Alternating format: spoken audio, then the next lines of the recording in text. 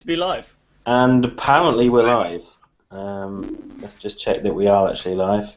Yeah, let me So get my I don't know phone. whether there's anybody actually watching it yet, so it probably won't matter at all. I'll ask Sophie in Slack.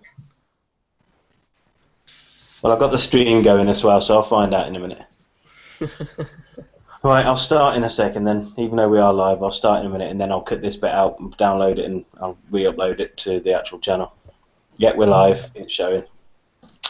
Right. Yeah, hello guys, and welcome to episode 1, finally, of Talkin Tech. It's going to be a new weekly podcast from the guys at Mobile Tech Talk, the team. Join us each week for discussion and opinions, news, sneak peeks, reviews, lots of debate, lots of arguments probably, from the world of mobile technology and beyond. So the main people that you're probably going to be seeing is myself, Craig. We've got Domenico as well. We've got Chris and we've got Mark. The team members will probably vary, but these are probably the stalwarts that you probably see most weeks. So what we thought we'd probably do to start with, because you guys probably don't know much about us, is kind of just do a bit of an introduction as to kind of who we are, how we've got to where we've got, why we're doing what we're doing, and the joys of Hangouts, because we'll probably touch on that as well. So I'll start. Craig Bradshaw. I'm the guy that kind of runs Mobile Tech Talk, administratively speaking. So I'm a tech guy from way back. My job is tech. I work for a hosting company currently, but I've been in IT management overall probably for about just over 10 years now. And that's kind of where my love for smartphones started. In the XDA forums, in Crackberry forums, all those sort of things way back in the day. That's kind of how I got started and wanted to start giving other people my opinions because they didn't really listen to me when I walked down the street. So yeah, created a website, wrote for a couple of people, a couple of websites that people probably know. It's Call Smartphone, probably the most recent, callsmartphone.com. Good guys over there. So wrote for them for a little while and then decided to do something myself and managed to get a few of these guys that you'll meet in a minute to come along and contribute as well. So we'll go on my screen. The next person is Chris, so we'll go to Chris next. Chris, just tell people kind of who you are and why you're so awesome. Yeah, so I'm Chris. Not many people know me. I joined Mobile Tech Talk about a couple of months ago now. I was browsing Gumtree in the job section and came across a job type advert by Craig of writers were wanted. So I sent a response and slowly but surely made my way to Mobile Tech Talk. And going on from there, I've done a couple of reviews of battery banks, just done a Vodafone Smart Speed 6 review, and hoping just to go a little bit further. Cool, and it's probably going to be the same for many people, but yeah, pick your next victim, Chris. Who's Oh, next? Dom. I think he's got an interesting backstory. Thanks for that, Chris. So I pretty much started because of my dad. My dad worked at Mercury, then when that morphed into one-to-one, he stayed on. When one-to-one morphed into T-Mobile, he stayed on. And I kind of just grew up with it. So my first phone of myself was the Nokia N-Gage. So the taco phone that you had to hold this way to make a phone call was my first smartphone, and I remember it very greatly because I had a Lara Croft game. It was pretty much a terrible phone, but it was my phone. The way I came into this is pretty much like everyone else that came into this. I felt like I had something to add. Uh, I got a domain. I think I paid like a fiver for it when it first came out, and I started writing a blog on Google Blogger, which is actually still active. Not that you should go to it. Then I progressed onto YouTube, thinking, "No, this YouTube thing is easy. I could do this." Hint: YouTube is really hard, but every now and then I still stick to it.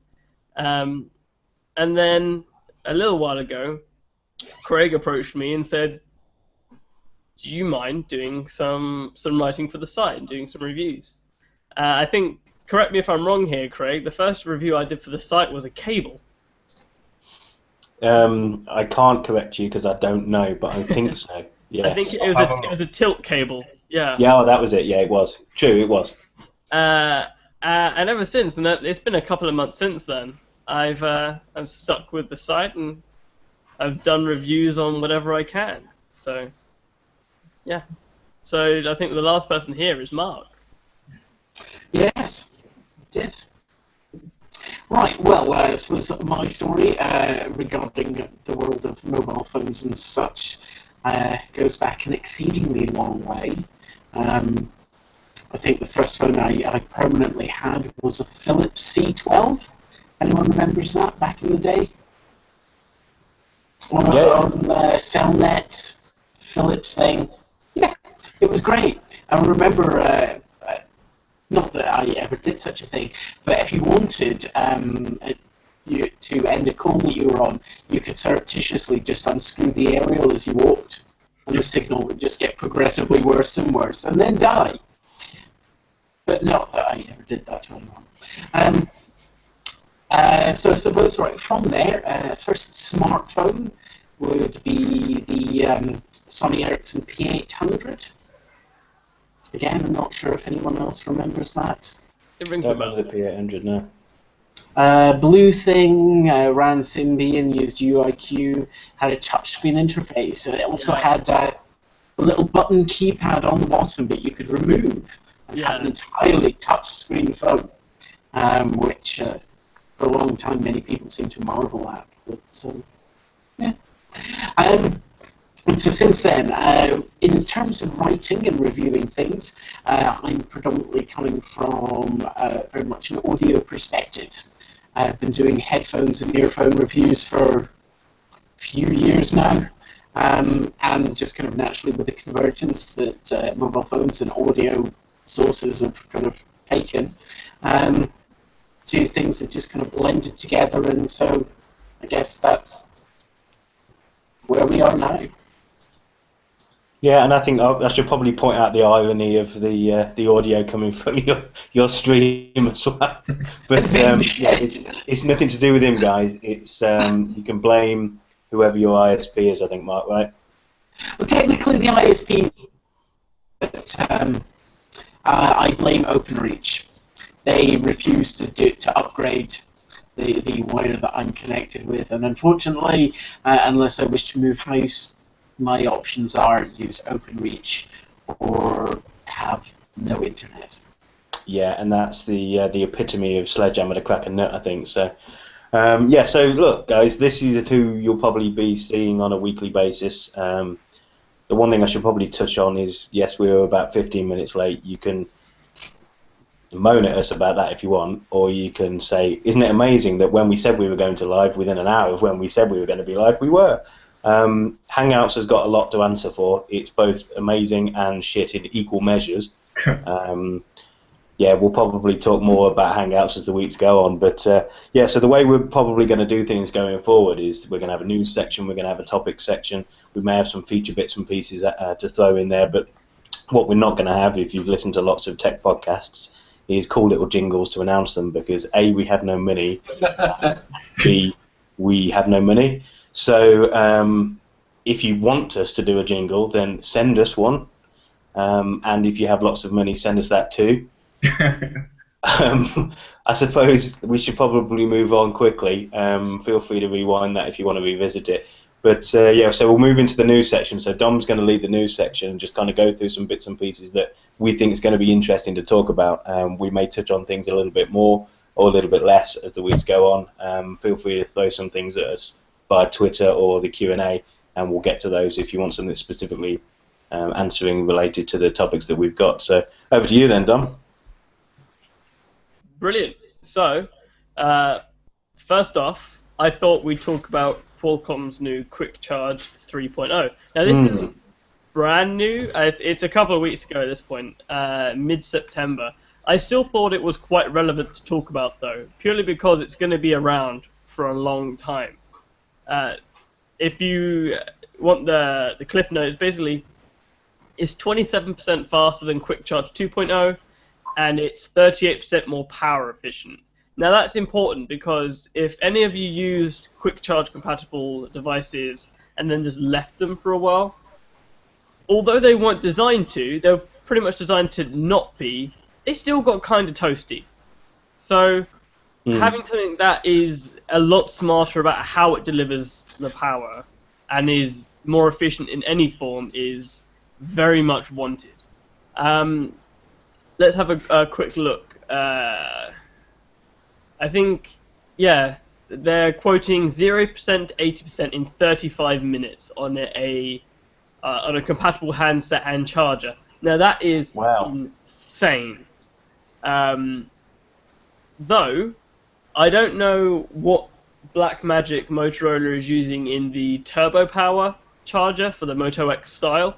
I'm getting 0 to 75 in half an hour or 35 minutes. I think, yeah, I was just going to jump in and suggest, let's play a bit devil's advocate. So this is brilliant. I think probably everybody will nod along and say, yeah, okay, QuickCharge 3, 27% faster, 38% more power efficient. That the link comes from Android Police, I think. Yep. We'll put all the links in some show notes or some description in the YouTube description when we upload it. But this is brilliant, right? But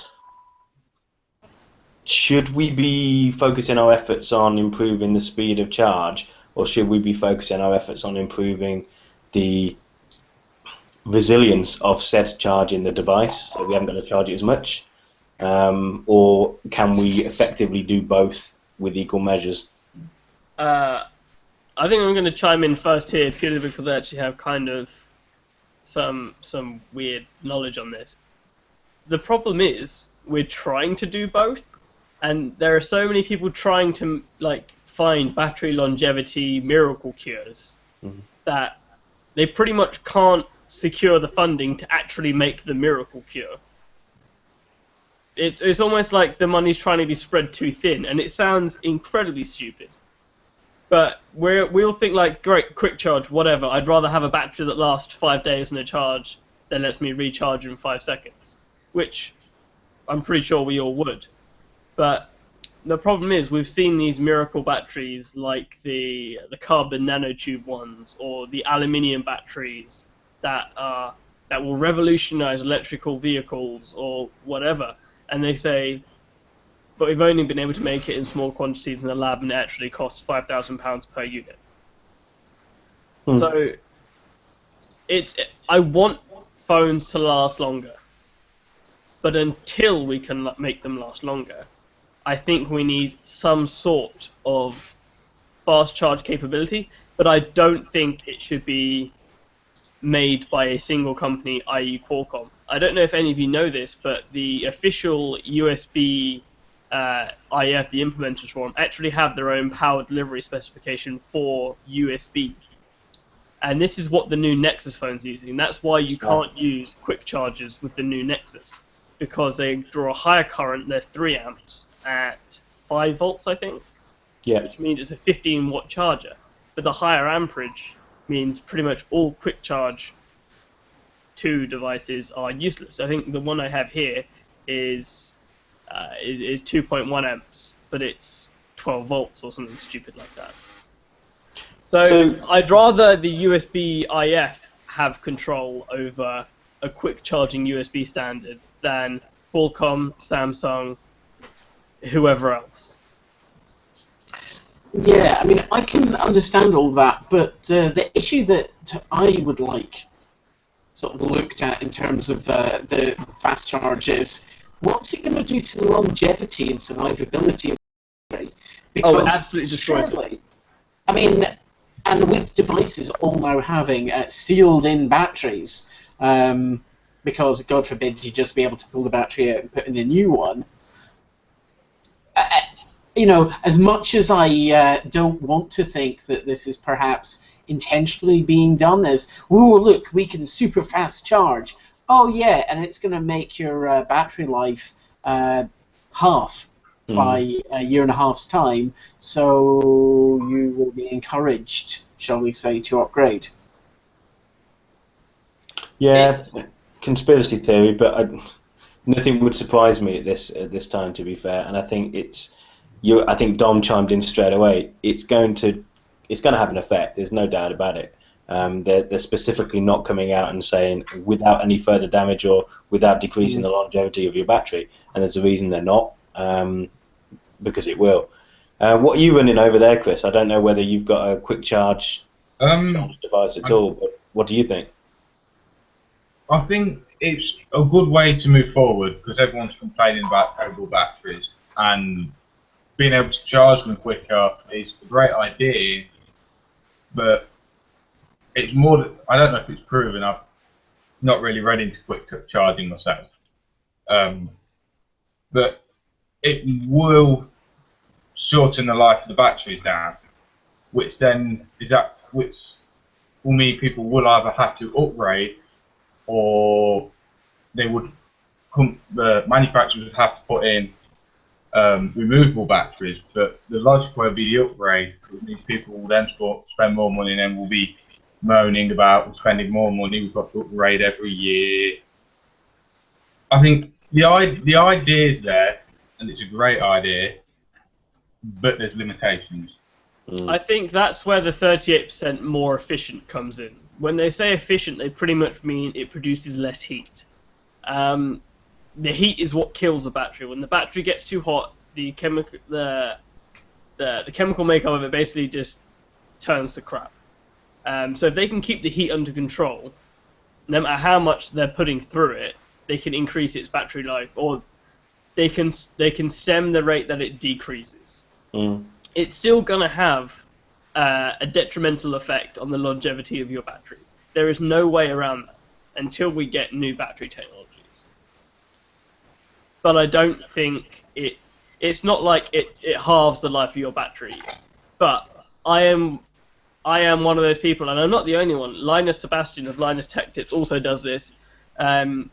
You quick charge when you need to, but I slow charge every other time. I have a quick charger here in my office in case I have to use it. But on my nightstand, I use a 500 milliamp hour charger. That takes forever to charge, but it's not going to destroy the battery nearly as fast. So if it's charging overnight and I actually sleep terribly. Say I sleep for 6 hours, but it takes 5 hours to charge my phone. It doesn't matter because I'm still asleep when it's fully charged. I don't need it to charge within an hour and then just constantly pumping juice, turning off, pumping juice, turning off. Yeah, it sounds like it's a sticking plaster. It's going to tide us over until things improve in other areas of sort of mobile device technology to enable us to have our devices on for longer without the need to charge, which was what I mentioned originally. But yeah, you're probably right. For a quick burst and things like that, my concern is that people may start to use that as the de facto standard of charging their device. I know lots of people that when they're in the house, I mean, I carry my phone with me literally everywhere. Yes, literally everywhere. Yeah, I was when I know lots of people that don't. So when it's in the house, they'll have it sitting on their stand or whatever it may be, and it's constantly plugged in. I think that's how a lot of people use it. They constantly kept it plugged in because then when they leave, they need to do something. Guess what? It's 100%. And I think when you're using a fast charger or something that's pumping more amperage through, I think we're gonna have a few problems with batteries. I wouldn't be too surprised if we don't start seeing some swollen batteries and some more Sony exploding, allegedly exploding batteries. I mean, Mark has had a similar thing there. He had a wireless charger, which, again, you put it down and it just charges. Yeah, it doesn't do it very fast. No, it doesn't do it fast. You just put it there, and that just becomes the default place you put your phone down on your desk. Yeah. And it charges. I think what I need to point out is you pretty much won't get QuickCharge 3 without getting a new phone. Yeah. A lot of people don't know this. It is pretty much built into the ICs on the chip, the integrated circuits. So it's pretty much a next year thing. There's the 820, the 620, the 618, the 617, and the 430. Those are the systems on a chip that are going to get it next year. The HTC One A9 has a Snapdragon 617, and it is QuickCharge 2 currently, with a software update to enable QuickCharge 3 once QuickCharge 3 is finalized. Oh, okay. Which is mental that they're doing that, but unless you own an HTC A9, you're not going to get QuickCharge 3. Yeah, well, that's not going to happen, is it? No, nobody's buying any of that. We'll probably come on to that, but nobody's buying that. So look, the long and short is it's a good thing for now. Let's just see what happens with it. Probably 12 months from now, most people will have a device. Well, let's say 24 months from now, most people will probably have a device that's capable of it. By then, we probably would have moved on to bigger and better things. But what's next? What have we got next then, Dom? We have the Microsoft Surface team is apparently working on a prototype of a new phone. Now, we've just come out of a Microsoft event where they announced the Surface Book and the Surface Pro 4. And they announced the 950 and the 950 XL, which are Lumias, but they're not Surface devices. And even though it's the same guy running both teams, which is Panos Panay, those who don't know, they're still two very distinct teams. So, I don't actually want to riff too much on this article. I want to ask the other people here, what do you want a Surface phone to be, if it's going to be a thing? I'll speak last, but starting with Craig. What do I want it to be? Okay, ignoring potential technical hiccups, my dream scenario for a Surface phone would have it...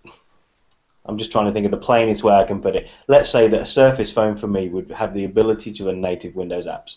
Let's just say that. I know there'd probably be lots of technical restrictions as to why that probably wouldn't work. The technology's out there to make it work, but how well that would be implemented is up for debate, and I wouldn't necessarily disagree with anybody debating against it. I think the reason why I particularly want this is Microsoft have gone out of their way, A, to become a more software as a service centric company. They're not box shifters, they're not hardware companies anymore. They're software as a service, that's where their revenue comes from. We're getting more into the realms of them being able to deliver more and more services, more value adds from the cloud. The idea of them using Continuum and having a seamless transfer from device to device to device, something that Mac users have probably got used to or close to, and those Ubuntu users back in the day, the failed sort of Ubuntu Edge, would have said, look, this is exactly what we're looking at, the sort of convergence of a static platform across all of your devices. And I think if you're going to call a phone a Surface phone, and you're going to deliver hardware called the Surface Book and the Surface Pro 4 that run native Windows apps, and it's an x86 architecture, it's going to run just like a desktop or a laptop PC, I think you need to do something similar to enable the same level of features in a Surface phone. How that would look and how feasible it is, granted, I think you need to call it something else. It may be that they do call it something else. It may not even be a Surface phone, but there are rumours around for a reason. That's probably what I would want. Yeah, I actually kind of agree. I don't, again, for a lot of the reasons you said, I don't think it will happen. I don't doubt that we'll see x86 Windows phones. I would almost bet money on it. But I don't think we'll get x86 Windows phones that you plug into a Continuum dock and you can just fire up Photoshop, or you can fire up Chrome. But why? That's a lot. I don't think we have enough time to get into that today. Though we did find out today that 950 and 950 XL orders in the UK and in Germany get a free Continuum dock. I don't think this will save the 950 XL and 950, but I don't think it will hurt it. I think that's the point as well, though, that kind of leads into what I'm saying, is that they've opened the door for that, and yes, it's not x86, so it's not native Windows apps, but they've said, look, if you're running Microsoft Word on your handset and you plug it into your dock, it becomes a more desktop-orientated version of Microsoft Word, and away you go. Everything looks cool. And I think if they're going to do something above and beyond that, guess what? There's not much headroom for them to actually move into. So, so Mark, what do you think then? We'll just move it on to you. I think in terms of what do I want it to be is basically what you have said. I want it to be one of the low-power x86 Intel chips in there. I want it to run real Windows, and when I plug it into a TV or a monitor, I want real Windows. If you're going to call it Surface, that's what I want. However, what I think is actually going to happen is that this is a cock-waving contest taking place inside Microsoft, that the Surface team do not like the Lumia team, and they're playing, let's see who has more power than the other. I think the problem here is that we had two very good teams. The Surface has always had a pretty great design, like industrial design, and for the longest time, Lumia's had amazing industrial design. And they got bought by Microsoft, blah, blah, blah, blah, blah. And then Microsoft fired a lot, or sorry, they didn't fire, they laid off a lot of people that were very integral to designing great Lumias, or they refused to go into Microsoft to begin with. I don't think it's a contest, not in the slightest. Before I speak though, we need to ask Chris, because what do you think, Chris? I'd say if they're gonna call it a Surface phone, they've got to have the full Windows there. To me, a Surface device is full Windows. I'd say the Continuum Dock would be, well, it looks great, and personally I would like to try it, but they would still, I think it would work as well if they still use the Continuum Dock, as it would make everyone's life a little bit easier if you use it, let's say, as your main computer, or you hook it up to a TV and use it as a media center. But the one thing it would have to be is full Windows, not like slightly waving a bit, but the iPad Pro and the Chromebook Pixel C, they claim to be competitors, but they're not, because they're in a mobile OS. And to me, if you're trying to run something that will compete with a Surface line, you've got to have the full version of that particular operating system. Like the Chromebook Pixel C would have to have Chrome OS, and the Apple iPad Pro would have to have Mac OS. But it's got to be full Windows. Yeah, I agree there. I'm actually a person that was kind of like looking at the Pixel C the other day, and my brain was trying to convince me that it could totally work for the workflow I have. It makes total sense to have a tablet with a magnetic keyboard that inductively charges and blah blah blah. And then I snapped out of it, and I was like, well, that was a weird couple of seconds. But I kind of understand where Chris is coming from. In a tablet form factor, the Pixel C has no other reason than to run Android. That makes sense. But if it could know when you attach the keyboard to boot into Chrome OS, because Chrome OS already runs on ARM, that's not up for discussion. You can, and on the Tegra X1, that'd be amazing. So you attach the keyboard and you flick up the screen, and then it goes boom, Chrome OS, and then you get real work done. You're right. That can't happen with the iPad Pro, because OS X doesn't run on anything but x86 yet. I don't know anything, but I am kind of speculating with the amount that the amount that Apple has been redesigning its cores and gaining IPC over the last 3 years. I give it another at the most 2 years before Apple has put an A series SoC inside of a laptop, and running like a version of OS X that can like emulate x86 apps. So what we're talking about then, in terms of having a Surface phone that has a full version of Windows, presumably technically it's possible now. Technically, we can stick an Intel Atom chip. Well, it has happened. Asus did it. We could stick an Atom chip in a smartphone, and we can run x86 apps. So, is there a compelling reason why that isn't going to happen, and why do you even want that to happen?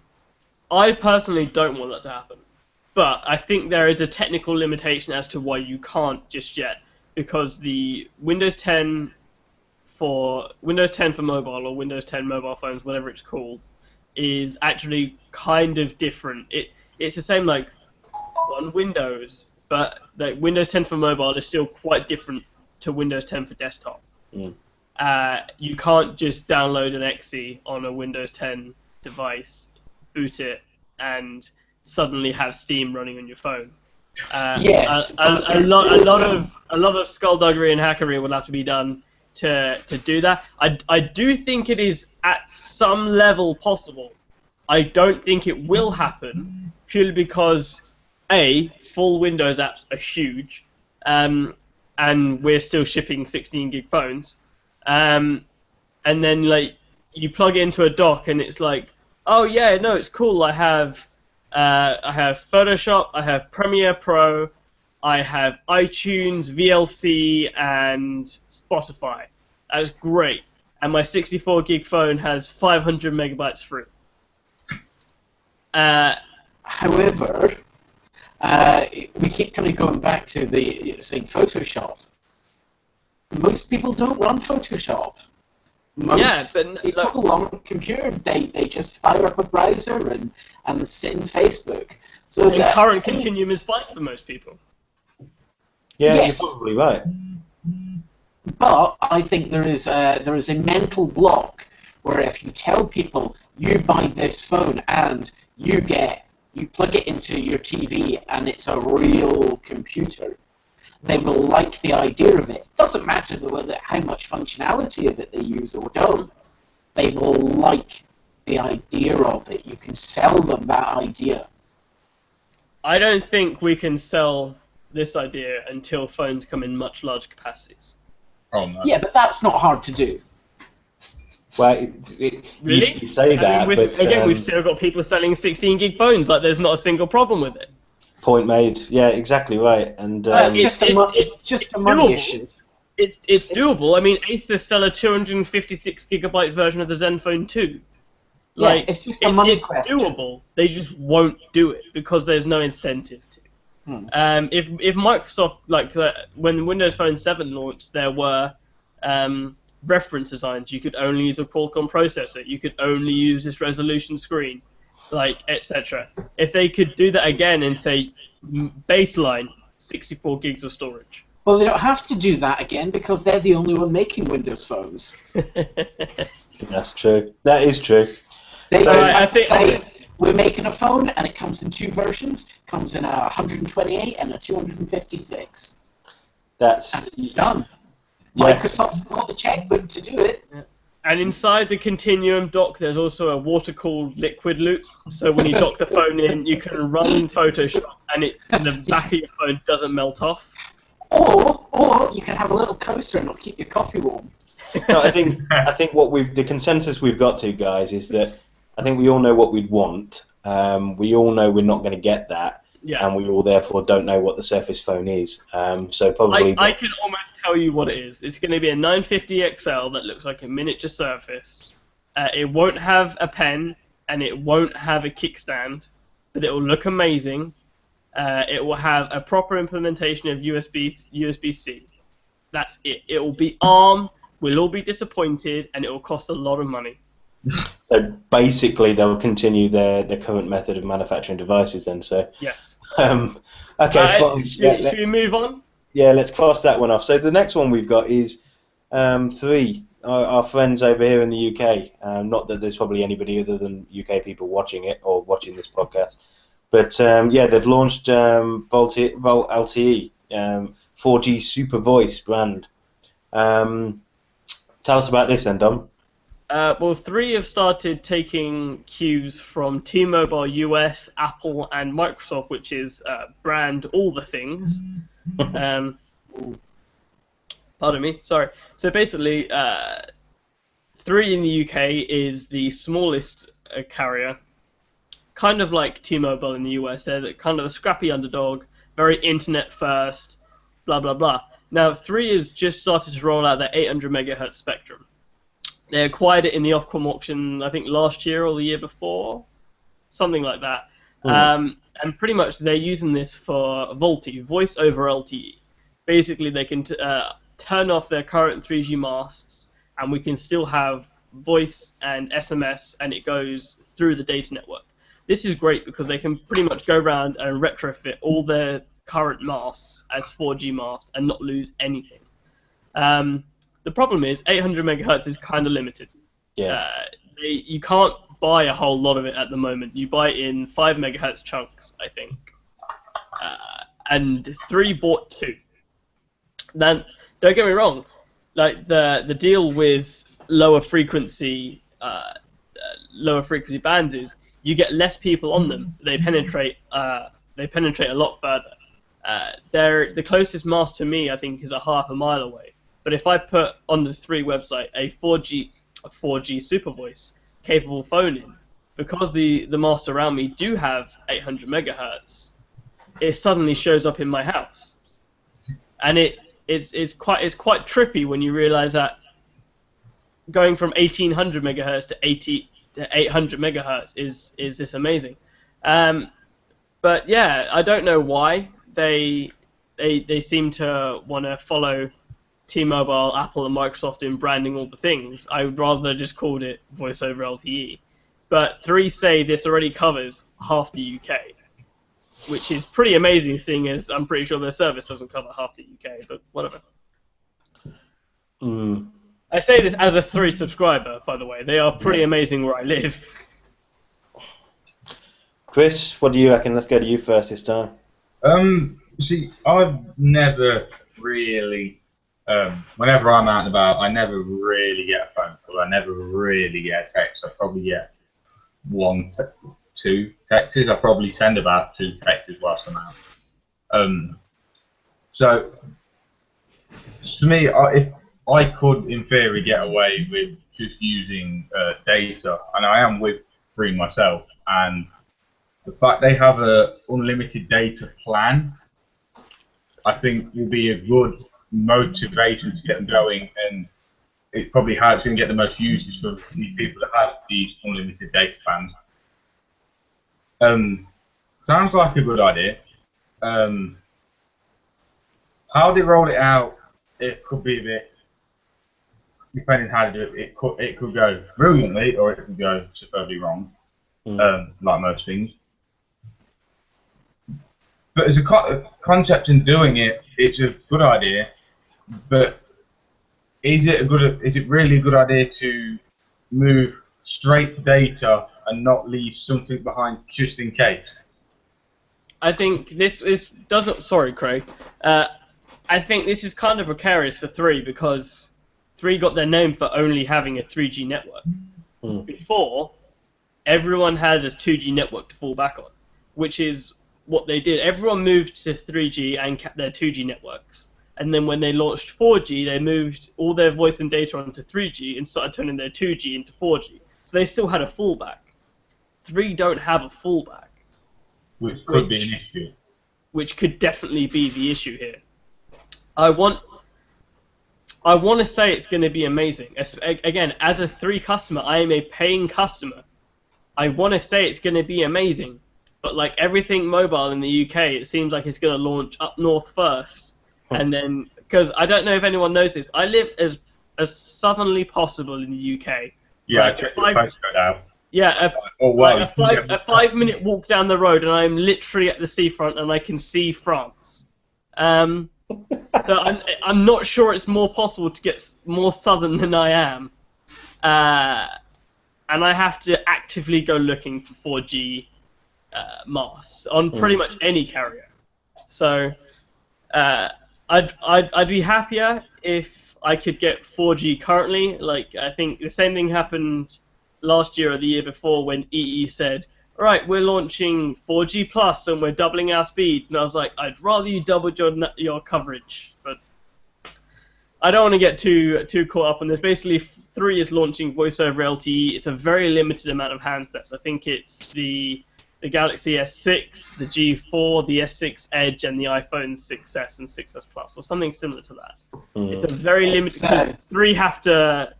Oh, sorry, Mark. It's the Galaxy S5, S6, S6 Edge, and the LG G4. That's it at present. Because 3 need to pretty much validate. They don't need to. They're choosing to. They're choosing to validate devices so they get the best service possible. Whatever. It's pretty much the same as what T-Mobile in the US is doing with Band 12 LTE, which is what they're using for voice over LTE. So a good thing, but there's some potential hiccups along the way. Very much so. Especially as 3 are now selling unlocked devices, so it's going to be a lot harder to push out those updates. That's true. Yeah, not much more really to say on that. I suppose it's a suck it and see. Let's see how they do with the rollout. But the next one, I suppose, is something that I think everyone's going to have an opinion on. Nexus 5X and 6P. Okay, so we know that these have been announced and released, and people have bought them since we've started talking about this. You know, this has been going on now for a couple of weeks. But obviously we haven't, so now's the only chance we've got to really talk about it. So, yeah, go for it, Dom. I know what I'm going to say, but shoot. So, a quick rundown of the 2. The 5X is the smaller of the 2. It is the spiritual successor of the Nexus 5. It's a 5.2-inch 1080p LCD, hexa-core Snapdragon 808, 2 GB of RAM, the 12-megapixel Sony sensor, 2700 mAh battery, Nexus imprint fingerprint scanner on the back, single speaker on the front, although it looks like 2. Comes in 3 colors. I think it's graphite, quartz, or carbon, quartz, and ice. So black, white, and minty blue. I really like the minty blue one. It is $329 and $379, I think, in the UK. I seem to have lost the pricing. I think that's base price, isn't it? I think there's a 16 there's an £80 almost £80 difference, I thought. Yeah, and then we have the Nexus 6P, which is the much more expensive one made. Or it's actually not that much more expensive. It's the more expensive one made by Huawei.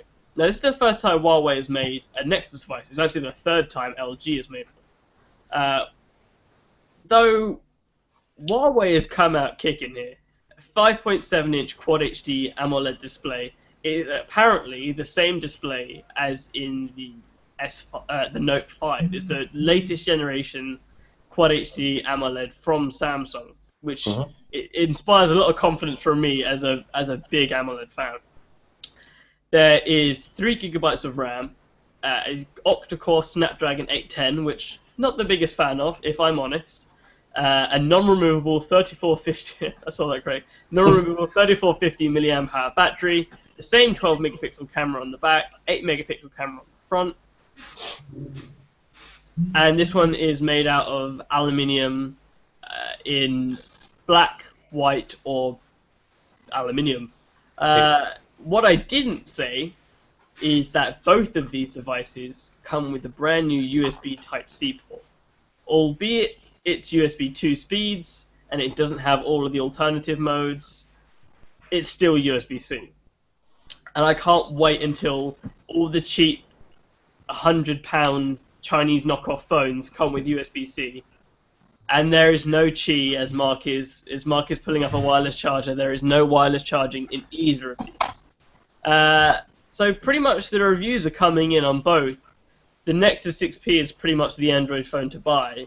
And the Nexus 5X is the Android phone you buy if you really can't stand the size or you really can't get the money. So what sort of sizes are we looking at on there? I'm just looking at the dimensions now. We're looking at, I'll do it in millimeters. So 147 by 72 by 7. Let's start again. 147 by 72, and just 8 millimeters thick or thin. They'd want me to say, is the 5X, and then we've got 159 by 77, so significantly bigger, but it's thinner. It's only just over 7 millimeters thin. but significantly weightier as well. So 136 grams versus 178 grams. So you're going to feel that difference.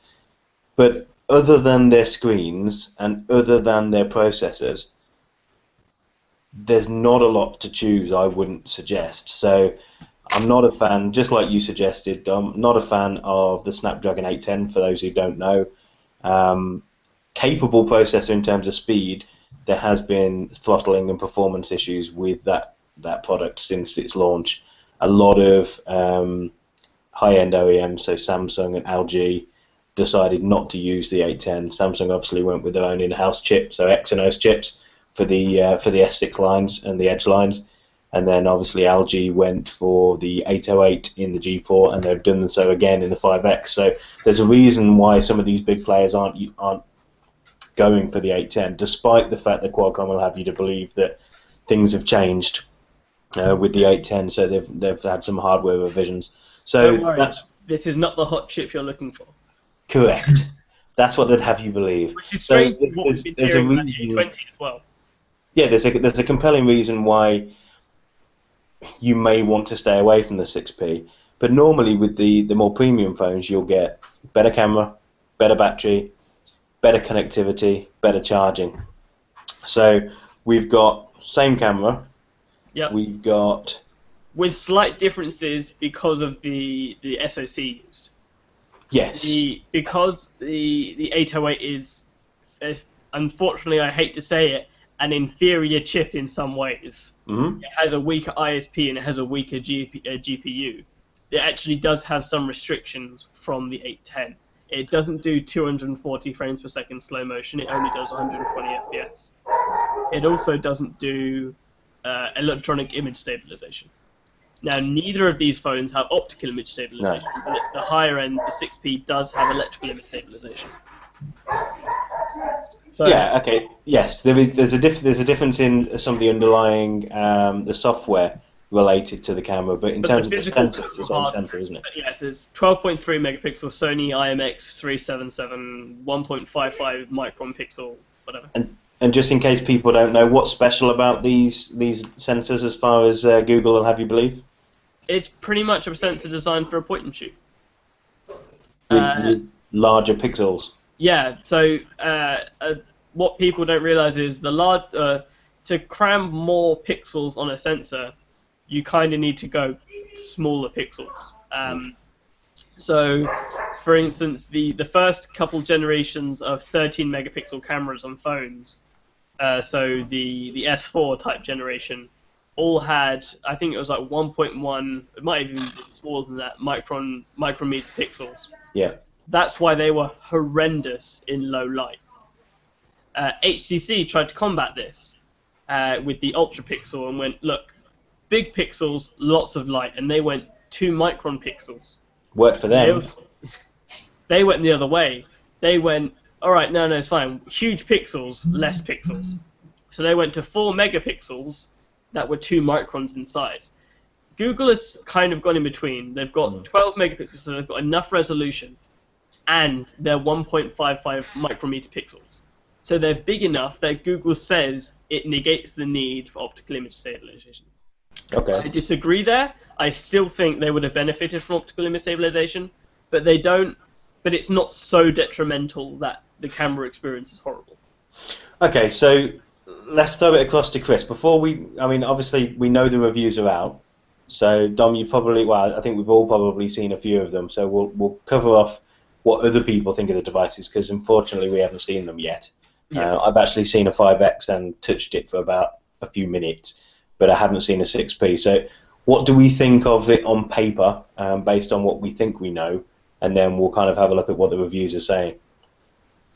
They both seem like a good phone from what I've seen on YouTube and across the general internet. I think the price points they've done well. They've managed to get a big enough gap between the two phones' price range to make you go, oh, I'm on a bit of a budget, I'll get the 5X. Or I've got a bit of extra cash, I'll grab the 6P. What would have been nice, something I wish I'd seen, was if I don't check, yeah, the 6P only comes, the 6P comes in 32, 64, and 128 gigabyte, whereas in the 5X comes in the 16 and 32. Yeah. I think with the 5X, it would have been nice to see at least the 64 gig variant, possibly. Yeah, I'd agree with that, Chris. I would have suggested that if they wanted to keep it budget orientated, they could have just done away with the 16 and just had a model of 32 gig and nothing else. But if they want to give people a bit of an option, then 32 and 64 is probably. We need to get away from 16 gig. I think that's your point, isn't it? Yeah, I've got a HTC One M8, and if I remember rightly, it's the 16 gig model. Let me double check. Yes, it's a 16 gig model. I've got just like basic, so like Facebook, Slack, all the Google apps, Sunrise, and all of that lot. So app-wise, I store that on my phone, and music and videos and images all go to a micro SD card. Now I've used 13.5 gigs on my M8, which is not too bad. I find I can still get more apps on and change them around, but 16 gigs does feel too small for like advancing. A 64 gig would be, no, 32 gigs, sorry, would be a great entry level. And there's no SD card slot here, Chris, either. No, there's no SD cards in the. Which we'd expect that. It's the next price and people hate them. So. Yeah, I was a bit disappointed when I found out that the 5X was £339 on 16 gig, and it didn't support micro SD cards. I think if not all the budget phones that we see have micro SD cards, I know the Smart Speed 6 that I've just reviewed did have support for an SD card. Although it might have been only up to 132 gigabytes, not 132, 32 gigabytes, it was still there. It was still an option over the 8 gigs that was pre-installed, which I did get a warning message a couple of times, and I had all but the same apps on that were on my M8. But apart from that, not really anything else besides they've obviously made these two devices that I want to talk about in the Samsung way. Is in with Samsung you get the flagship, and then about 6 months to a year later you get the mini version of the phone. And that's how I picked up the Nexus 6P and the 5X. As in the 5X was more the mini version of the 6P, but then when you look at the specs, it doesn't seem that way. No, they're doing what a lot of other OEMs have been doing, to be fair, and they're coming out with the mid-range. The last 12 or 18 months has been the battleground. Everybody can go out there and throw the biggest specifications at a device, but people haven't got the money to spend $600-700 or $400 or £500 on a smartphone. But the middle ground is where people have been fighting. But so just on Chris's point there, Mark, he's suggesting that there's a big enough gap, but not too big in terms of pricing between the 5X and the 6P. So the 5X is $339, the starter price for a 16 gig model, and the 6P is $449. So £110 difference for a starter at 32 gig. Is that £110 warranted as far as you're concerned? No. In short, I to be honest, I think this release of Nexus devices has been highly disappointing. When the Nexus line started, it was to be the Google's premier flagship devices that were going to be pushing Android in new directions and pushing the whole industry. And arguably, the Nexus 1 did that. Nexus X, not so much. Galaxy Nexus certainly did. The fact that when it came out, it was huge, gigantic phone, which the entire rest of the phone industry then promptly followed suit. Yeah. Then we had the Nexus 4 came out. Great specs, not unrivaled, but for a price that was amazing. Again, it kind of took the market and shook things up. It pushed things in a new direction. And then the Nexus 5 came out, and again, it was still quite cheap. Certainly, it was half the price of the equivalent flagships floating around. It was a device that it did something. It was different. It moved the industry. And then the 6 came out. And aside from the 6 being the size of, like something you'd buy in IKEA, I mean, what was special about it? Nothing. It was just really big. Then we've had these 2 new ones come out. The specs on the 5X, I look at my Nexus 5, I look at the specs on that and think, there's 2 years of difference here. 2 years. Where's the difference? I think the problem is that sorry, Mark, when the Nexus 5 came out, the mobile market had accelerated at such a rapid pace. We'd gone from WVGA to 720p to 1080p in the matter of a year and a half, 2 years. We'd gone from when the Nexus 1 came out, it was a 1 gigahertz Snapdragon was absolutely mind blowing. Now we're at 6 and 8 core beasts that are amazing. And the last year or so, probably since the Nexus 5 came out, the mobile market has slowed down quite considerably because it doesn't know what to do. We can't just carry on exponentially increasing resolution size. We can't just keep adding more cores. But they haven't quite realized what to do. So they're trying to keep it steady. Sorry, I quite agree in the sense that I think phones have reached the same kind of plateau that computers did. Mm-hmm. There once was a time when you needed to buy a new computer every couple of years because the rate of change was tremendous. Even GPUs a couple of years ago, you could buy a new GPU every 6 months, and the difference was vast. Yeah, that was only about. God, that probably only stopped about 5 years ago. Yeah, and I do think with the current phones, we've reached a plateau point where you don't need the fastest. I think the best example is like the Moto G. Mid-range handset, mid-range specs. But, 720p and a little screen like that, it's Snapdragon 400 or 410. It's easily fast enough for what most people are ever going to do with it. So I accept that the new Nexuses don't have to kind of push in terms of hardware specs, but they don't push anything in any direction. They just kind of went, here's some... We're all tech nerds. Do any of us want to buy one? Wow, yes. Great question. So I think I'm just conscious of the time, so we're moving on, but I think it's fair to say that most of us are sitting here a little bit underwhelmed. Somewhere on the spectrum of being underwhelmed. Yeah.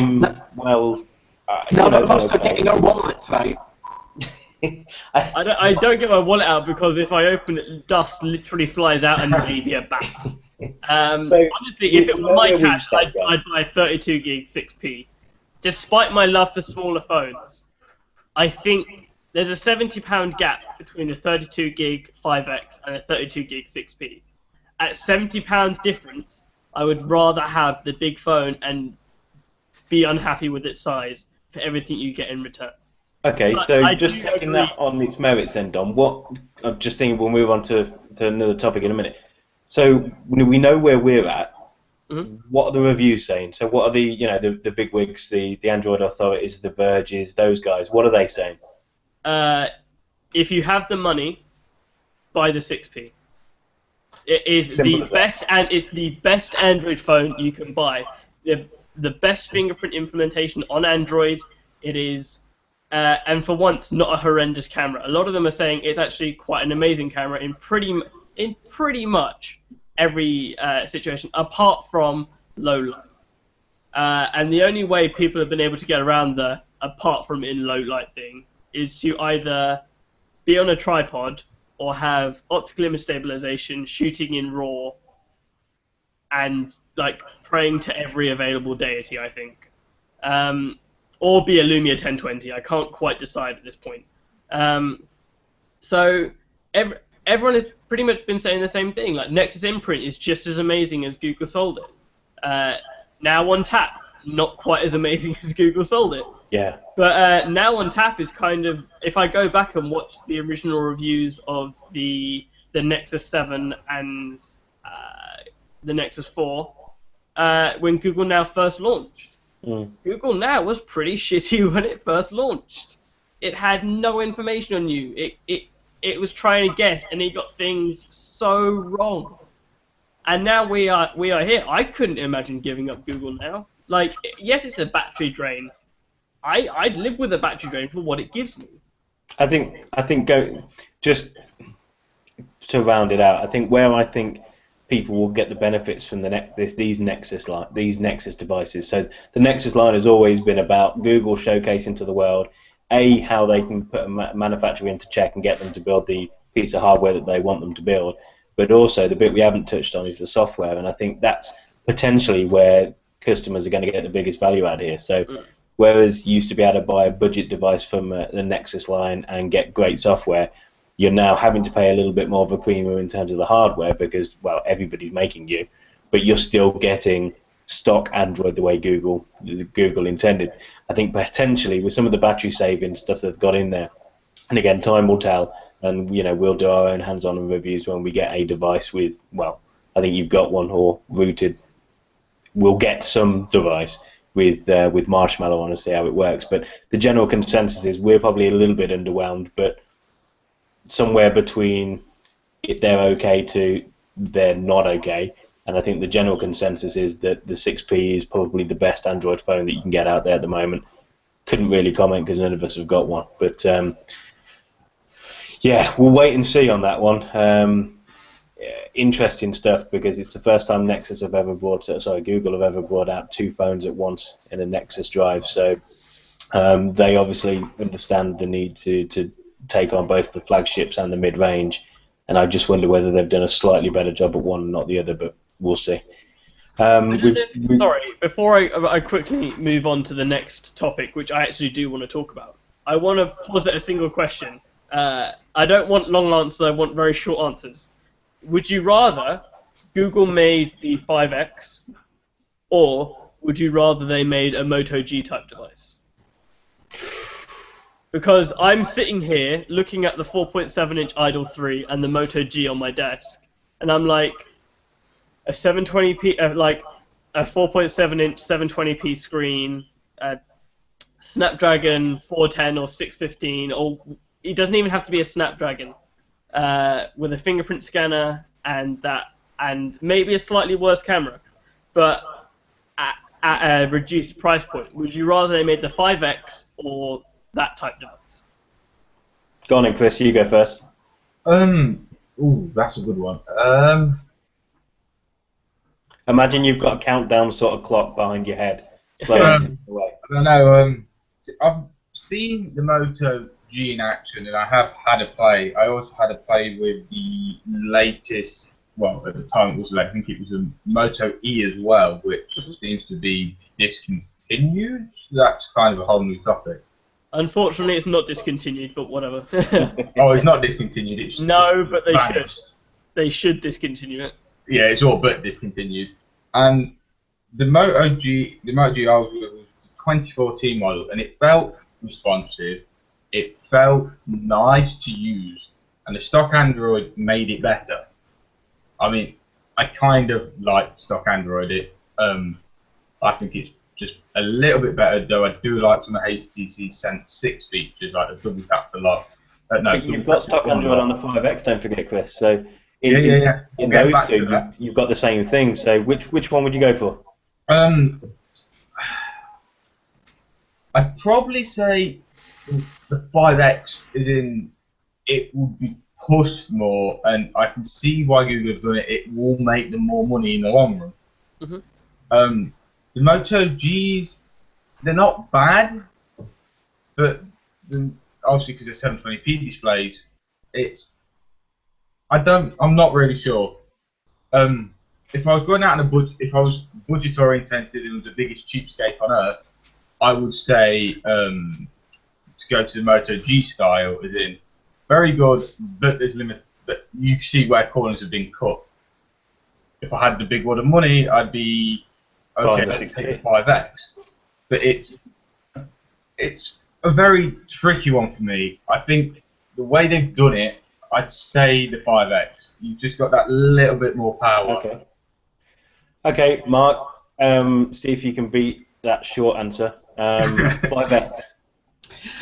I would rather that Google came out with, I suppose, a Nexus G. Yeah. Have it dirt cheap. Have it with only a 720p screen. Have it, maybe 120, 150 quid. Pump it out there to the masses and get the masses hooked on stock plain Google with no crap from any other manufacturer. Let the customers experience what Android's supposed to be like, not what TouchWiz is. Are they not getting that with the 5X? So what's the differential then, as far as you're concerned? Norms are not buying a 5X. There you go. Right, they're just not. Where if you've got a Nexus G coming in dirt cheap at kind of Moto G prices, normal people will buy that. I think it's important to note that Motorola dropped the price of the expensive version of the Moto G to the price of the starting version. So basically, the 16 gig 2 gig is now $189, and I've seen it on sale in a lot of places as well. So, Craig, you're the last one here. Yeah, I was hoping you were going to miss me out. No. So, I'm going to say 5X. Yeah. And the reason I'm going to say 5X, I'm going to caveat it slightly, if I may. Yeah, go for it. I'm going to use host privilege and say what I would have liked to have seen is the 5X as it is, with a bigger battery. They could have kept the 6p price for the 5X as far as I'm concerned, but I would have only wanted one device. The reasoning behind me wanting that rather than a 4G rather than a Moto G is simply because I think Motorola are a victim of their own success.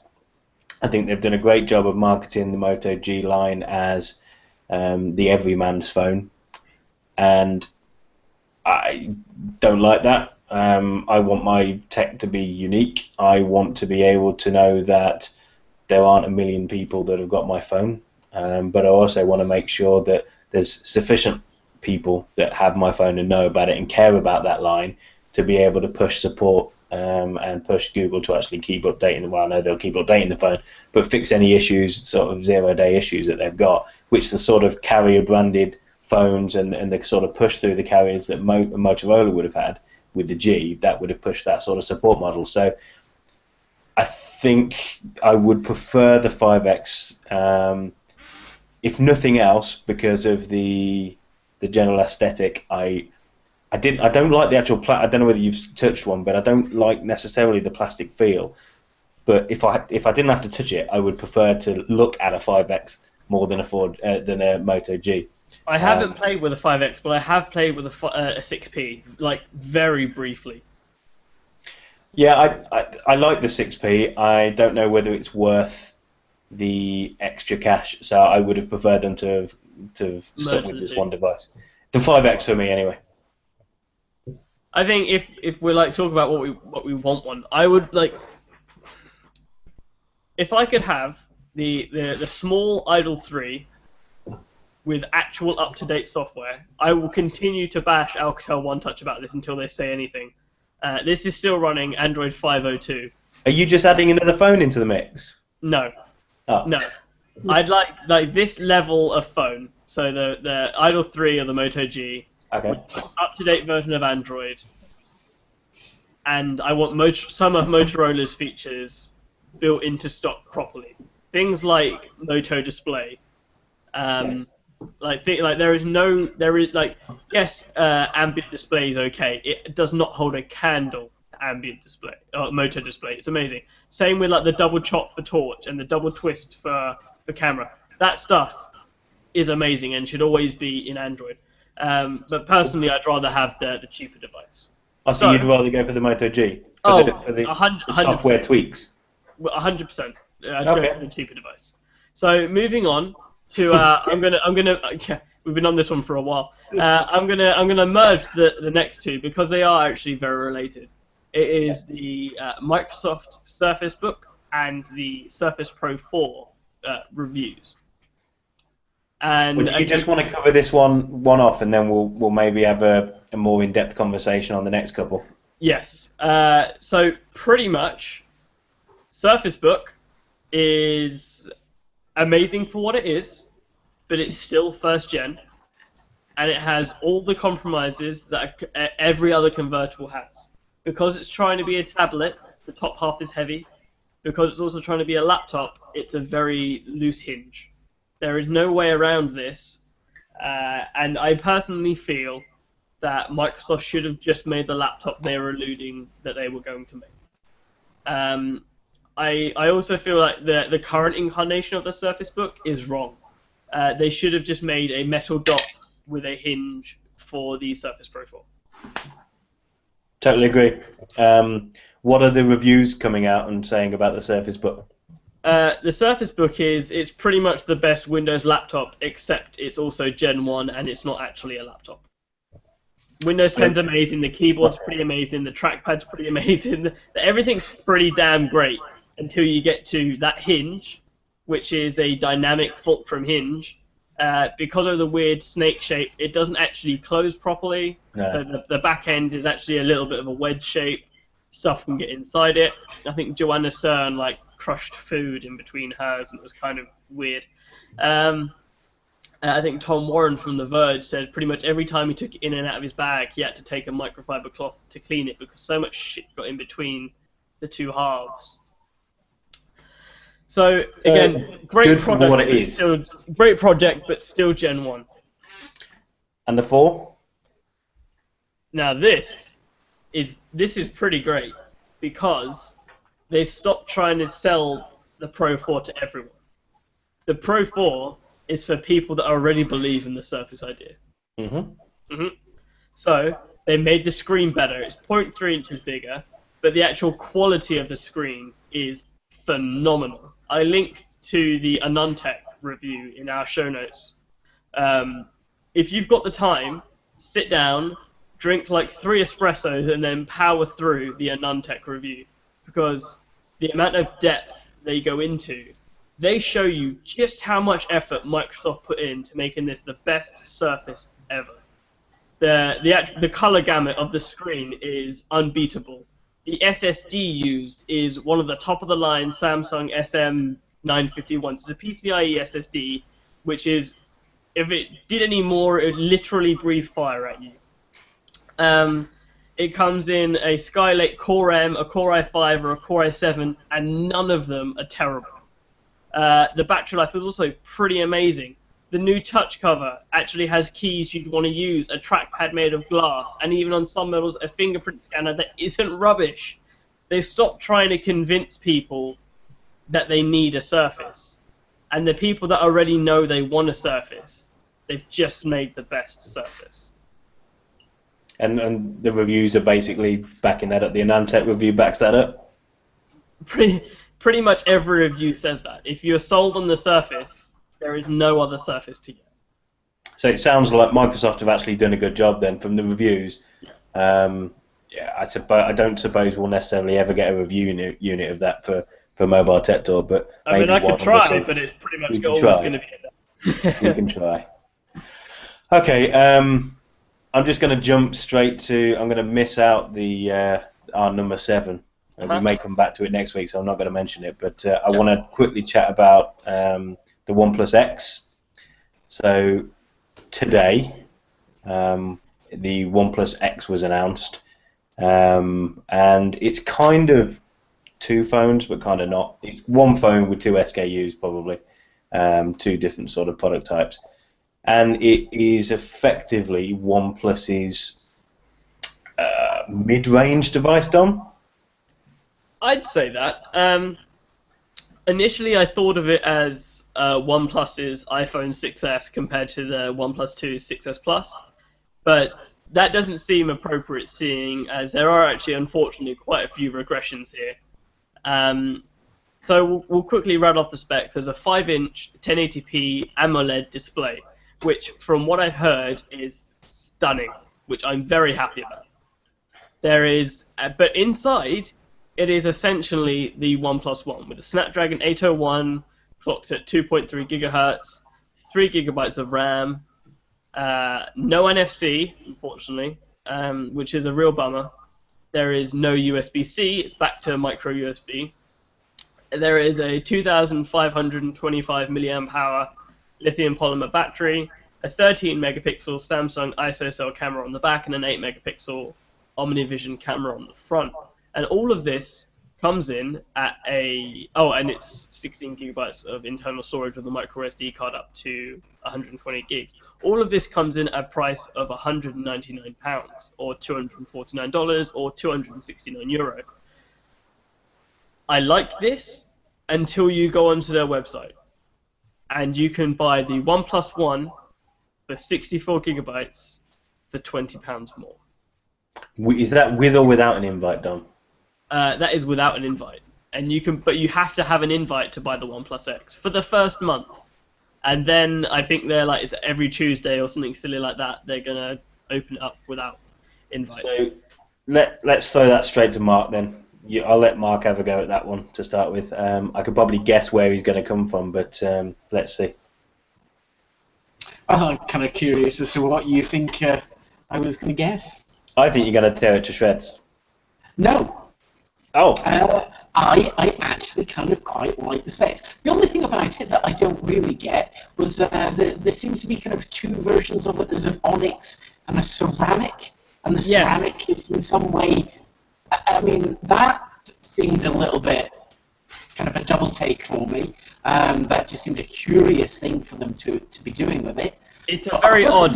They're importing sand from Australia, and it's only a 20% success rate. So out of 100 samples, only 20 of them actually make it through to production. That's how low their success rate is. They're importing. I don't know why. I don't know why they're importing sand from Australia. If the sand in Australia is so much better than wherever they're from, whatever. But it adds. I think it adds 70 pounds and like 30 grams to the weight.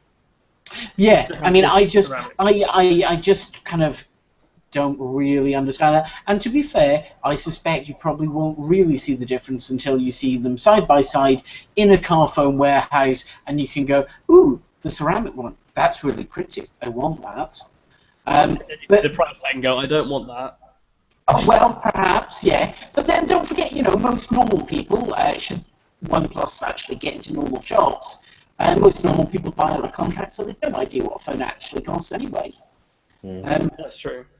Whereas I think from people such as ourselves, looking at that phone, a 5-inch, which is, almost fits in my hand, 200 quid, Snapdragon 801, I mean, that's still, an easily capable CPU of doing anything that pretty much anyone's going to ask a phone to.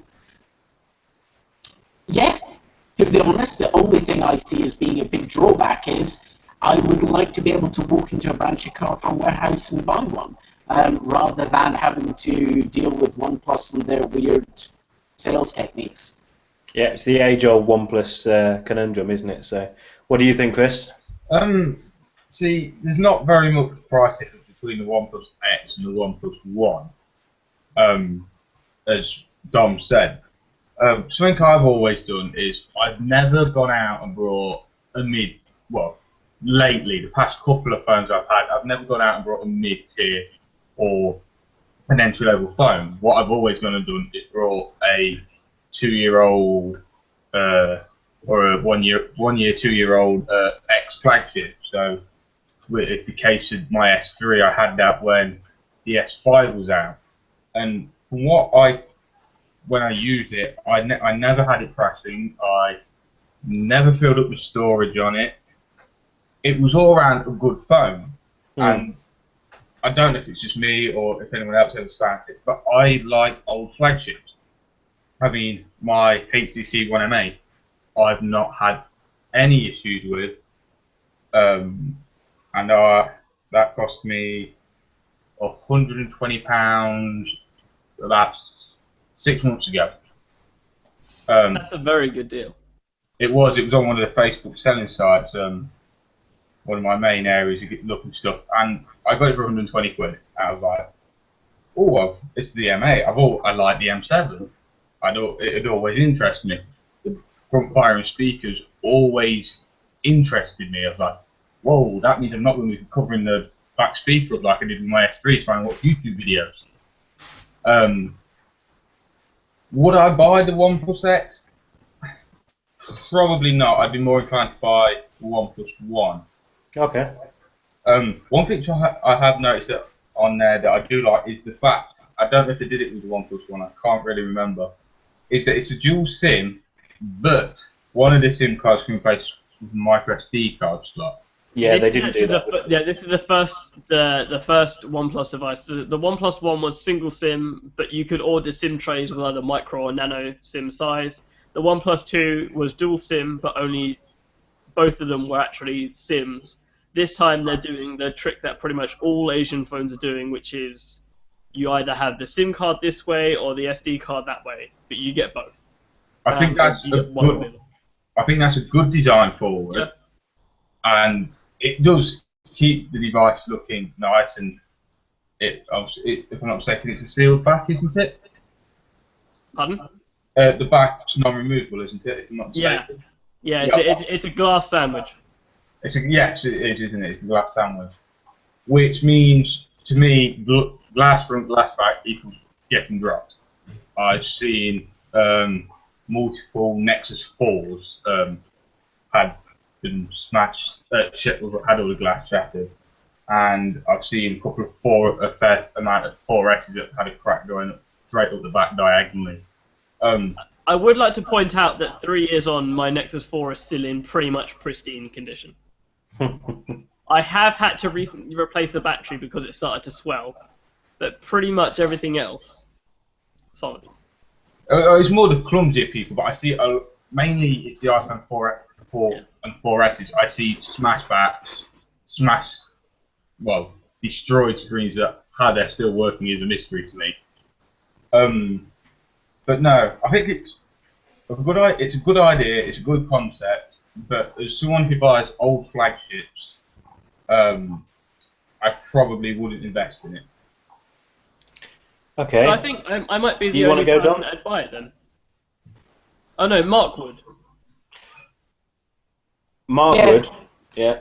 Yeah, I like it. I mean, to be honest, like my sister is currently, planning her next phone purchase because her contract expires in November, and I think if this sort of phone was sitting there in a shop that she could go and look at, that would be kind of perfect. The specs on it, for that Snapdragon 801, sure, it's not the latest, fastest, most sing-bangy CPU, but it'll do everything you'll ask of your phone to do. I mean, your phone does not run Photoshop. The worst it's ever going to do is run Monument Valley. Which is an amazing game, and you should go buy it if you haven't bought it already. Oh no, I do have it. Yeah. And if the developers of Monument Valley want to sponsor this show, they can get in contact with us.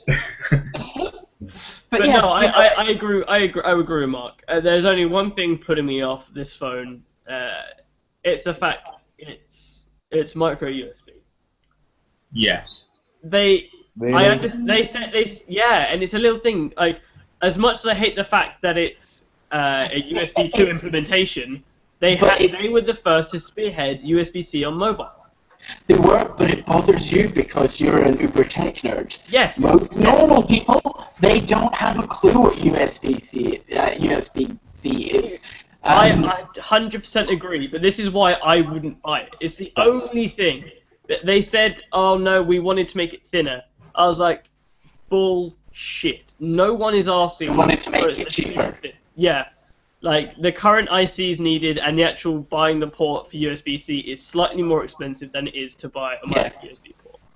But Okay, you know, so if you're honest about it, being cost, I think that's a perfectly reasonable. It is cheap. It's 200 quid for what looks like a really nice, well-spec'd handset. I wouldn't be upset if I got reviewed. Let's put it that way. Okay, so it sounds like if we all had this in our... Well, sorry, let me rephrase. It sounds like if you three had this in your hand and somebody forced you to use this for a period of time, you'd be pretty much happy with it. Yeah. So yeah, I can use on-screen buttons. It looks like a really nice phone, and it has an AMOLED screen. I'm pretty much content at this point. okay, so it probably comes down to me to completely crap all over this then. So the one good thing, from my perspective, that they've done is they've delivered an AMOLED screen. So when your battery is just 25 milliamp hours, so 2500 milliamp hours effectively. What was the OnePlus One? Okay, the OnePlus One was 3100 milliamp hours. So yes, you're getting a 0.5-inch reduction in your screen, but that's not gonna it's not gonna have that sort of effect when you push in those sort of pixel sizes. So AMOLED screen, good. I'll give it that. Much more efficient than the very inefficient IPS on the OnePlus One. It is. Is it going to equate for the 600 milliamp hour difference? No. Probably not.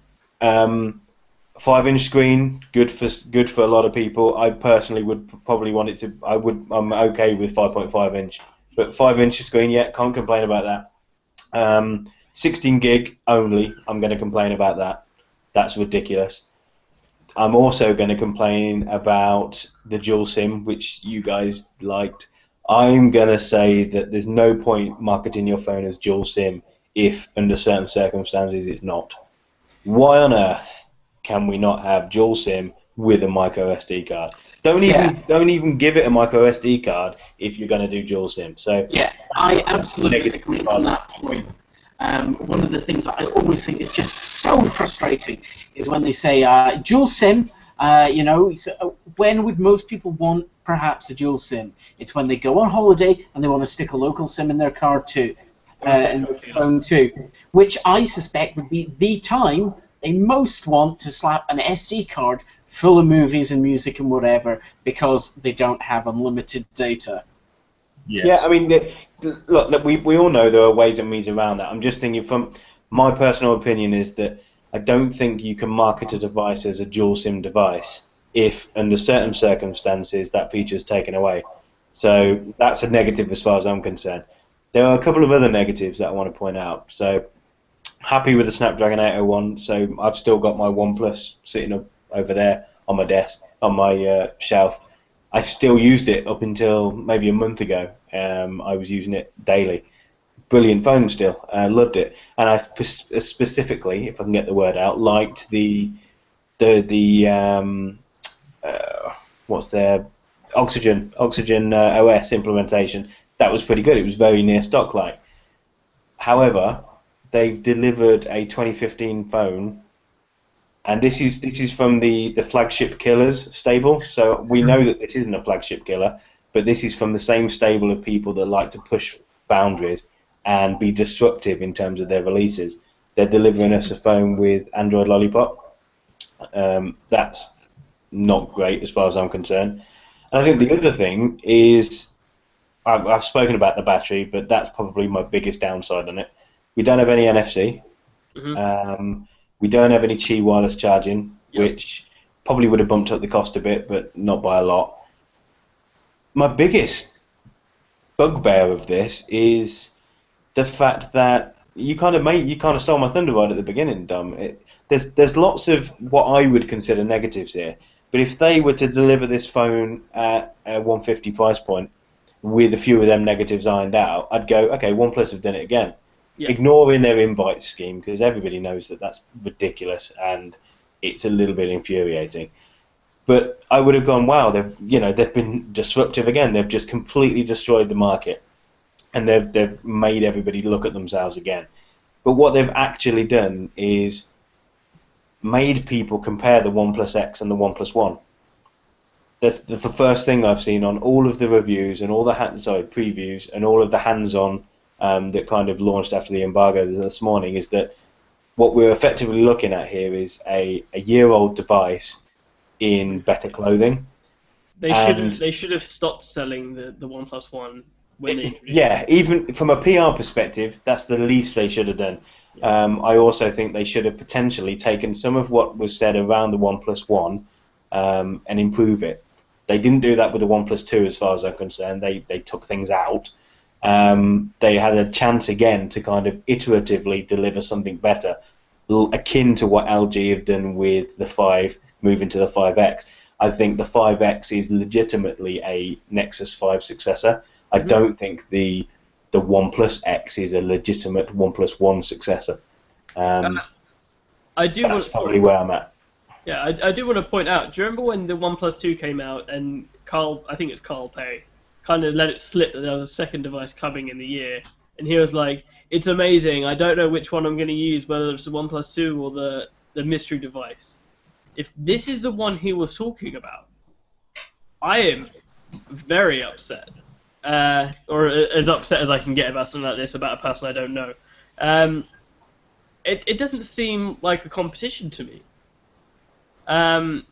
It might not be. It might not be the best fingerprint scanner, but the OnePlus 2 has a relatively decent fingerprint scanner. It doesn't have the best battery, but it still has a really decently sized battery with good longevity. Same with the screen, not the best, but still really good. With the OnePlus X, there seems to be too many regressions in features because they've tried to limit themselves to a price. Yeah. And I think that's wrong. You shouldn't have a regression in technology due to a regression in price. Okay, so we may actually get one of these. One of us may buy one because 3 of us actually like the idea. One of us may steal somebody else's and have a play. It remains to be seen. I think one thing we can probably all agree on here is that they've done the minimum amount that they needed to do in terms of pricing. I think they've done a good job there, but we'll have to get our hands on with it and see what it looks like. We're probably running over a little bit, so we'll skip some of the topics. But there's one that Mark specifically wanted to speak about that will probably close us out for today, and it's around a particular merger. I think, Mark. Yes, I think, what was it, just yesterday, it was given the formal nod by the state for BT to buy EE. So that's going to take what's currently the largest mobile network in the UK by some margin, and going to pair it up with everybody's favourite monopolist, BT. So what does that actually mean then? Well, at this point in time, nothing much is going to happen in the short term. But from a spectrum perspective, something we were looking at earlier on when we were talking about 3 and their use of 800 megahertz, the combined gigantic behemoth that BT and EE are now going to represent. They are going to own a very, very, very sizable chunk of all the spectrum available in the UK. So it's, I think, very likely that as part of their conditions, they are going to be told that they're going to have to sell some spectrum. And I suspect O3, as it's soon going to be, is going to be the company that is going to benefit from that spectrum. And given, I think each and every one of us all use 3 as our main networks. Yep. Yeah. Yep. Yeah. So I dare say that we are going to be ultimately the beneficiaries of that, because if 3 are able to buy another big chunk of spectrum fairly cheap, that can only be good for consumers. Do we But think this is going to be better from an infrastructure perspective, though, Mark? So we were talking about coverage and that sort of thing. Do we think that? I mean, EE were a pretty big beast anyway, and I'm sure they probably utilised some of the BT infrastructure at some point because BT are a very big beast. But do we think we're going to? What's the reason behind this? Is it just market share, or are they actually looking to add value to their offering in terms of coverage? well, I think from BT's perspective, what they are after is they own a very large chunk of the backhaul internet connectivity in the UK. So when you communicate from your mobile phone mast, that mast has got to be wired up to something. And there's a fairly high chance that somewhere down the line that is going through BT equipment. When you run and own everything internally, it simply becomes a far more cost-effective way of doing things. You don't have to make a profit on each and every transaction. You just have to make a profit on the whole, which is why we have Vodafone, who are currently going absolutely ballistic, because they essentially think that EE is, as a result of this merger, going to essentially get the equivalent of free internet connectivity for all its masts. Yeah. I was reading a story earlier, and they were suggesting that Vodafone and people like TalkTalk were pushing really, really hard for Ofcom to suggest that they split off their OpenReach side of their business to avoid them having too much of a quote-unquote monopoly on it. I think it's kind of strange because EE currently has a home broadband service, which, like pretty much everyone that isn't Virgin in the UK, is leasing BT's cables essentially. Yes. I think Mark was playing it a bit coy when he said that BT own pretty much most of the infrastructure in the UK. It's like pretty much 99% of the infrastructure in the UK is somewhat, in some way, BT owned. Like Sky, Talk, and someone else is trying to lay their own fibre, but it pales in comparison to what BT and even Virgin have currently. BT own the vast majority of the end connections. So if you have a telephone line that comes into your home that's not from Virgin, BT own that wire. Yes. What I was talking about is from the exchange onwards. Yeah. Vodafone bought Cable and Wireless a couple of years back, and they owned a great deal of the UK kind of internet backbone infrastructure. But obviously not quite to the extent that BT is, because BT is, BT. Essentially, in effect, it is pretty much still the state monopoly. I don't know. Ever was. I don't know anyone else. I know Craig has Virgin Media. I have BT here because it is just without a doubt the best I have had. I don't know what you have, Mark. Well, I have the line is provided by BT because all telephone lines apart from Virgin are provided by them. I have a personal bugbear about it. Yeah.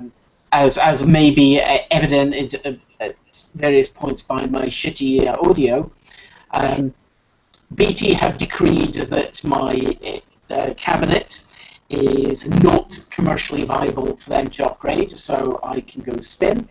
And it'll get upgraded when the government pays for it to be upgraded.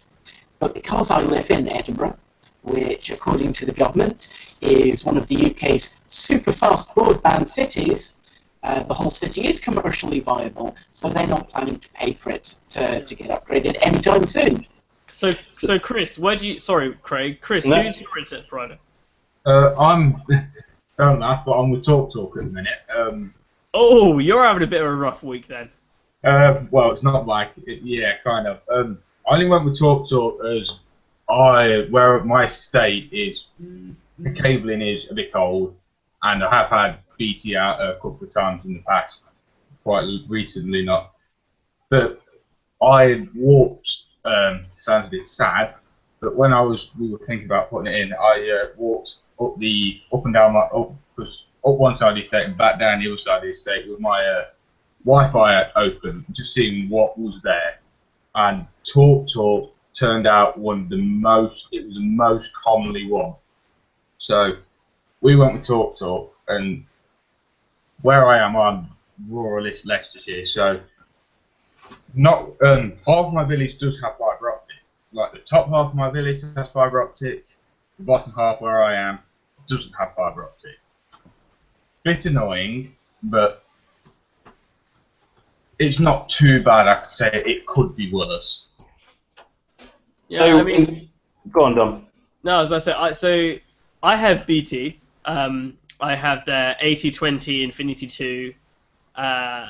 If I walk outside my house down the end of the product road, I can see the green breakout box.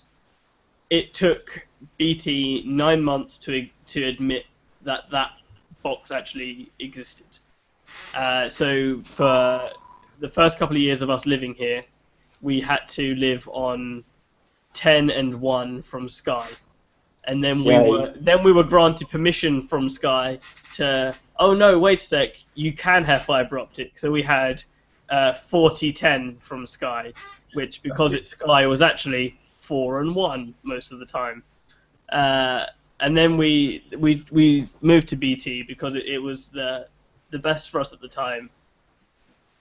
But I'm personally quite scared of BT buying EE.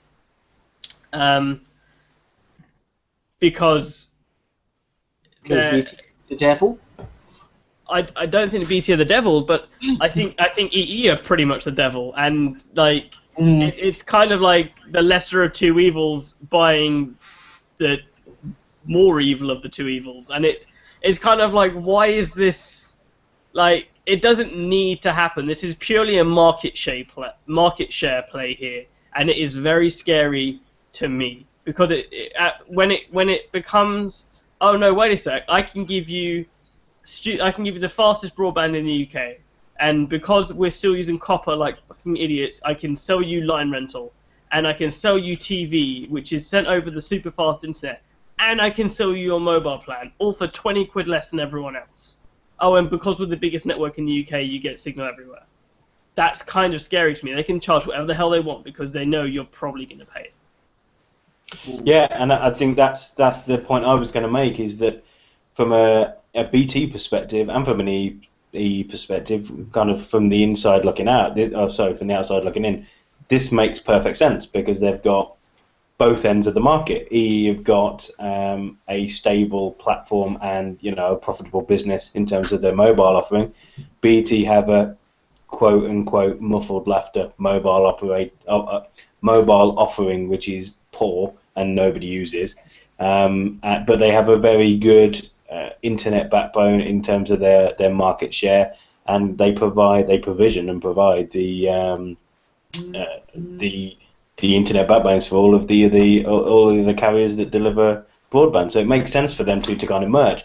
But exactly what you said, Dom, is the scary thing, is that if one of them can be a loss leader in terms of marketing to a customer, so whether that's geographic or whether that's demographic, it would make perfect sense for them to be able to look at certain areas and offer free internet unlimited broadband if you take out a £30 a month EE contract. Yeah. What other company across the UK has the ability to do that?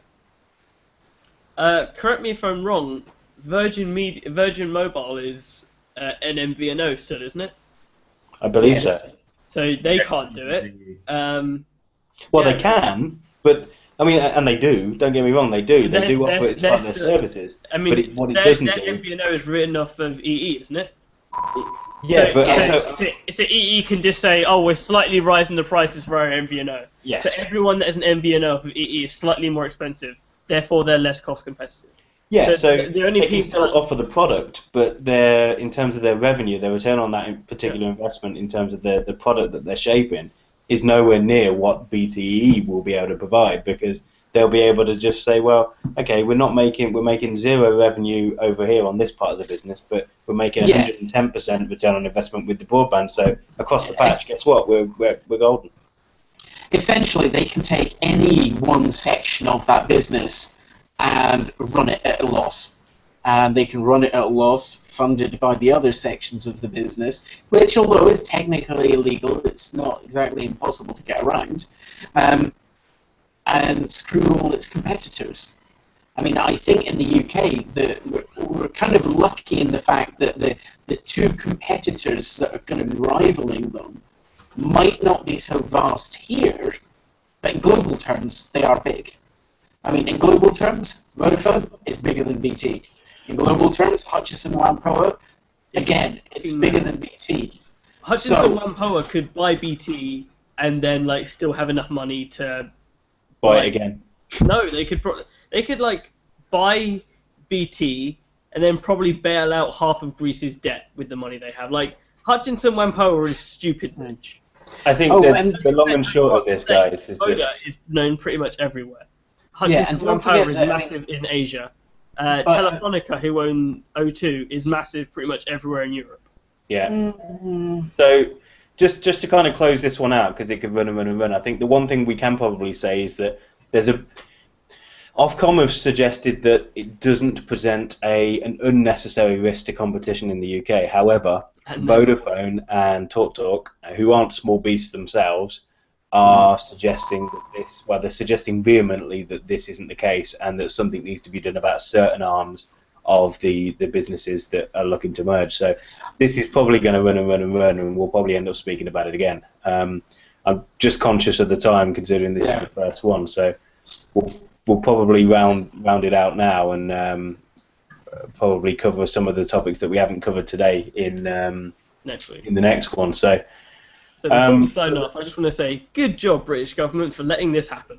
Yes, you can count on our guys to make sure that. To be fair, you don't know what exactly conditions that they might impose, because I think if they dish out severe spectrum penalties, that it could work out really good for the consumer.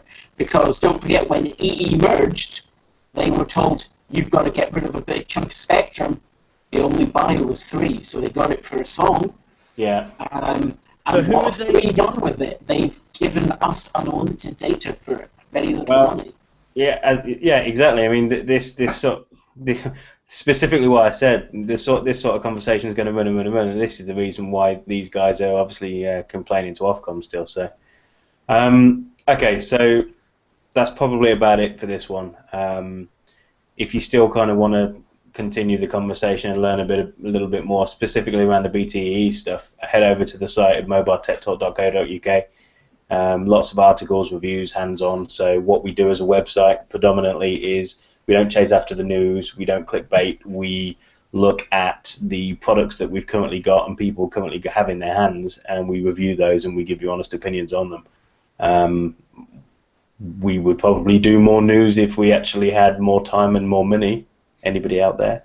But it's not something. It's not the driving force. So head over there if you want more stuff like this. Go and have a look at the YouTube channel. Check out just search for Mobile Tech Talk on YouTube. Check out the YouTube channel.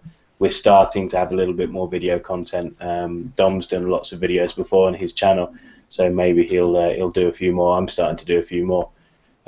Check us out on Instagram as well. So all the usual sort of social networks. Mobile Tech Talk UK on Facebook, at MTT Feed, because somebody who doesn't use their Twitter account is called Mobile Tech Talk and Twitter won't give it to me. So go and check out MTT Feed and hit us up with some questions for what we should do on the next show. And on Instagram it's Mobile Tech Talk. So contact us on all those social networks and we'll get back to you, and we'll obviously include any thoughts or any comments other than please can you sort out Mark's audio, because we know, all right? Okay, guys. So yeah, thanks for watching and listening and putting up with this for the last hour and a half or so. We'll try and be prompt when we do this next time. It's probably going to be a Thursday again next week, and we'll see you probably next week then on Talkin Tech. Cheers, guys. See ya. Bye, everybody. Bye. Goodbye. Bye.